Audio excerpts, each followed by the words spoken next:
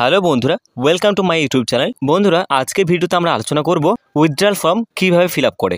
বন্ধুরা, আপনাদের মতো অনেকে আছেন যারা ব্যাংকে গেছেন এবং টাকা ওঠানোর জন্য এই উইথড্রয়াল ফর্মটা নিয়েছেন, এবং অনেকে আছেন যারা ফর্ম ফিল আপ করতে পারেন না। তো আমি আপনাদেরকে জানাবো যে কীভাবে এই উইথড্রয়াল ফর্মটা ফিল আপ করতে হয়। তাহলে চলুন আর বেশি কথা না বলে শুরু করা যাক। তো তোমরা দেখতেই পাচ্ছ এই মুহূর্তে আমার সামনে একটা উত্তরবঙ্গ ক্ষেত্র গ্রামীণ ব্যাংকের একটা উইথড্রয়াল ফর্ম রয়েছে। সব ব্যাংকের কিন্তু উইথড্রয়াল ফর্ম কিছুটা আলাদা হয়, কিছুটা একই রকম হয়। তো আমরা অবশ্যই ভিডিওটা শেষ পর্যন্ত দেখো। এখানে সবার ওপরে আপনারা দেখতে পাচ্ছেন যে শাখা অর্থাৎ ব্রাঞ্চ। এখানে আপনাকে লিখতে হবে যে আপনার ব্যাংকটা যে রয়েছে ব্যাংক অ্যাকাউন্ট, তো সেই ব্যাংক অ্যাকাউন্টটা কোন ব্রাঞ্চের অন্তর্গত সেটা কিন্তু আপনাদেরকে এখানে লিখে দিতে হবে। যেরকমটা আমি এখানে আপনাদেরকে বোঝানোর জন্য লিখে দিচ্ছি।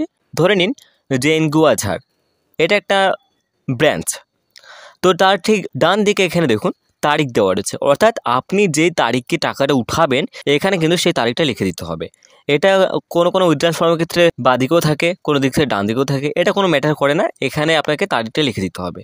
এরপরে ঠিক নিচে দেখুন pay self the some of rupees, মানে এখানে আপনাকে লিখতে হবে যে আপনি কত টাকা উঠাবেন, রিসিভ করবেন। এখানে আপনাকে একটা কথা মনে রাখতে হবে যে এখানে আপনাকে কিন্তু সংখ্যায় নেই, এখানে আপনাকে বানান করে লিখতে হবে। ধরে নিন আপনি 1000 টাকা উঠাইলেন বা 500 টাকা উঠাইলেন, সেক্ষেত্রে কিন্তু এখানে আপনাকে বানান করে লিখে নিতে হবে। যেরকম আমরা ধরে নিন আপনি 500 টাকা উঠালেন, তাহলে আপনাকে লিখে দিতে হবে 500 অনলি।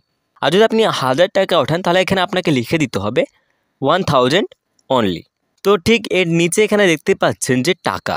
এবার যে এই বক্সটা রয়েছে এখানে কিন্তু আপনাকে এবার সংখ্যায় লিখে দিতে হবে, অর্থাৎ আপনি যেখানে ওপরে 1000 টাকা উঠাইলেন যেটা আপনি বানান করে লিখেছেন সেই বানানটাকে এবার কিন্তু এই বক্সটার মধ্যে সংখ্যা দিয়ে লিখতে হবে। তো এখানে আপনি লিখে দিন 1000 টাকা। এরপর ঠিক তার নিচেই দেখুন আরেকটা বক্স রয়েছে যেখানে বলা হয়েছে টাকা দিন এবার নিম্নলিখিত সেভিংস অ্যাকাউন্ট ডেবিট করুন। অর্থাৎ এখানে বলা হয়েছে আপনার যে ব্যাংক অ্যাকাউন্টের অন্তর্গত যে অ্যাকাউন্ট নাম্বারটা রয়েছে সেই অ্যাকাউন্ট নাম্বারটি কিন্তু এখানে বসিয়ে দিতে হবে। এই বক্সটার মধ্যে কিন্তু আপনার ব্যাংক অ্যাকাউন্টের অ্যাকাউন্ট নাম্বারটা এখানে বসিয়ে দিতে হবে। তার পাশেই দেখুন নেম, এখানে মনে রাখবেন এখানে কিন্তু আপনার নিজের নাম লিখতে বলেছে, অর্থাৎ আপনার ব্যাংক অ্যাকাউন্টের যে নামটা রয়েছে সেই নামটা কিন্তু এখানে লিখে দিবেন। তার ঠিক নিচে দেখুন এখানে সিগনেচার বলে একটা কিছু লিখতে বলেছে। সিগনেচার মানে এখানে আপনি যেভাবে সিগনেচার করেন ঠিক সেইভাবে এখানে সিগনেচার করে দিবেন। সো বন্ধুরা, এই ছিল আজকের আলোচনা। যদি ভিডিওটি ভালো লাগে তাহলে লাইক করে চ্যানেলটাকে সাবস্ক্রাইব করে দিও।